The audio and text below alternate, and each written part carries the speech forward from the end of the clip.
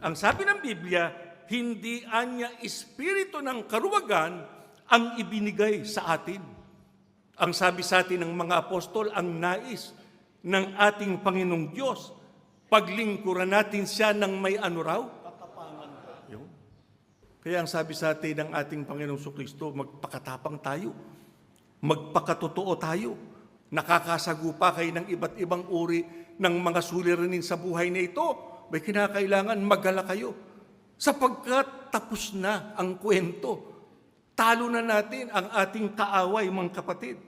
Wala nang dahilan para tayo ay maging duwag. Sapagkat tapos na ang laban. Ang kailangan lang sa atin para tayong makarating sa hangganan, magpakatapang tayo sa atin pong pagka-iglesia ni Kristo. Kaya kung meron tayong dapat katakutan, yung mapahamak tayo sa araw ng paghuhukom.